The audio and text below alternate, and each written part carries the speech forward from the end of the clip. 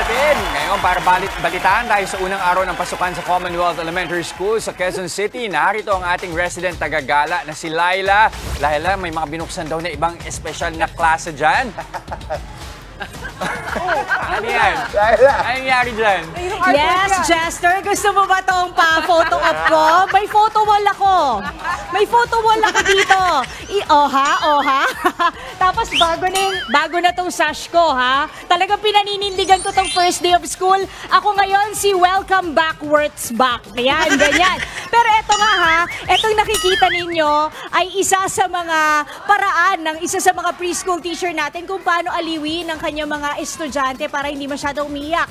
Pero babalikan natin yan mamaya. Yung special class jester na sinasabi mo o tinatanong mo, ito yung tinatawag na madarasa. Yan ha, madrasa, sorry. Ito yung tinatawag nating madrasa classes kung saan yung ating mga Muslim learners ay tinuturuan ng alphabets, pati na rin magsulat at magsalita ng Arabic. Ang galing. So ito ay open sa ating mga Muslim learners from preschool hanggang grade 6. And if you're a non-Muslim learner, pwede ka rin daw sumali sa klase na to. Pero syempre, ang pinapriority nila ay yung mga kapatid muna nating mga Muslim. Medyo ang hirap ng posisyon ko, ha? Pwede bang tumayo na? Yan. Medyo nakaabot. Pampaloob niyo yung camera. Eto. So eto, konting silip lang. Medyo ang ingay ko, no? Ang ingay ko. So konting silip lang tayo. Dito sa classroom ni Ma'am Mia, eto ay mga kinder students. Second batch na to for the morning shift. So kanina, nakita natin si Teacher Mia. Nakita nyo ba yung pa-photo frame? So isa-isa niyang pinipicturan yung kanyang mga estudyante nung first batch sa morning shift at pinapadala niya yung picture na yon sa mga parents. O, di ba cute? So, yun yung isa sa paraan para medyo mawala yung sepangs ng bagets. At kung nakikita ninyo, ayan o, gusto ko sanang hiramin kaya lang baka umiyak. Hi, baby! Hi! Pwede ko bang hiramin to? Can I borrow? Ayan, hihiramin ko lang.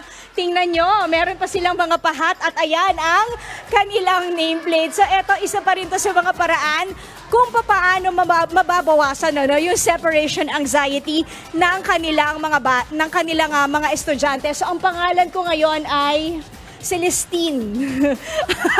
So ako muna si Celestine. And then kanina, nakita rin natin, studio talaga, nakita rin natin yung first batch ng dismissal, hindi sila pinapaalis hanggat walang mga magulang na sumusundo sa kanila. Tapos, etong si Teacher Mia, nakikita nyo ba yan? Ayan, si Teacher Mia, pagkaganda, napakang innovative and creative. Meron pa siyang mga pag-giveaways. Patingin nga, ma'am, yung, sorry po, pumipiyok-piyok na. Meron pa siyang mga pag-giveaways, pag-dismissal ng mga bata para happy silang uuwi. Patingin nga, ma'am. Talagang kinarir ni ma'am. Ayan, o, tingnan nyo. Oo nga. Ganda, di ba? So may lapis, merong ruler, may konting candies and toys, pati na rin sharpener. Galing ito sa bulsa ni ma'am kasi love na love niya ang mga students niya, di ba? Ang galing naman. Talagang ano nila, no? Yung alaga ng teacher. Mula sa photo booth, papunta sa school supplies. Matinding creativity talaga kailangan pag tuturuan mo mga kinder. Naku, yun talaga dapat sinasaludo natin sa National Heroes Day, yung kahapon, diba?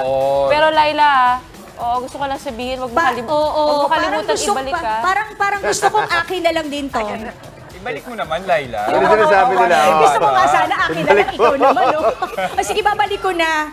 Pero alam mo, dagdag ko lang. Dagdag ko lang, guys. Alam mo, ang ganda rin ng special education classes nila dito. Hiwalay ang boys at girls at very intimate, napakang liit ng grupo para masiguro na natututukan ni Madam o ni Sir ang kanilang mga estudyante. Sa isang classroom, alam mo, nasilipan natin, hindi lang kasi mahagip ng signal, pati yung kanilang teacher ay PWD naman. Naka-wheelchair si ma'am. So sabi nga niya, relate ako sa aking mga tinuturuan. So talaga alam mo, on National Heroes Day, which is now, di ba, April 29, mabuhay talaga mga bayaning modern ng ating mga guro. Ito nababanggit mo, Laila, no? Napaka-inclusive nga nung eskwelahan na yan. Pero kanina nagkaroon kami ng problema. Nakita namin sa batasan naman, kulang ng classroom. Dito naman sa Commonwealth, kamusta naman yung mga estudyante natin? Dito wala pa tayong nakikitang nagkaklase sa ilalim ng puno o doon sa kanilang covered court. Sapat na sapat ang kanilang classroom. Yun din naman yung sinabi ni Ma'am Wilma, yung kanilang principal sa atin. Noong una tayong nag-cover dito for Brigada Eskwela dahil ang nag-enroll for this year ay 8,000. 700 doon ay mga transferee. So yung 8,300, yun yung mga dati na nilang mga estudyante. So yung 700, yung mga bagong pasok na preschool at mga transferee. Pero pagdating sa classroom, wala silang problema dito. Talagang okay na okay ang mga bata. At tinan nyo, hindi lang, tama electric fan ha, 1, 2, 3, 4 ang kanilang electric fan. Sigurado hindi maiinitan ng mga bagets. At nakita nyo ba yung classroom? Simpleng-simple, wala na mga disenyo. At inilalabas na lang yan, yung mga kailangan na mga artworks kapag klase. Katulad nung nandun sa blackboard na nakikita ninyo. Gusto naman yung mga estudyante dyan, nakaka-focus sila. May hat naman sila. Oo, kaya lang ang ingay ko. Ikaw pala yung problema. ikaw yung- Malagi ka sa noisy. Okay, Sa akin, baka kailangan maglabas ng memo na huwag ka munang papasukin sa classroom. ilalagay na nila ako sa blackboard. Maraming salamat, Laila Pangilinan! Ay.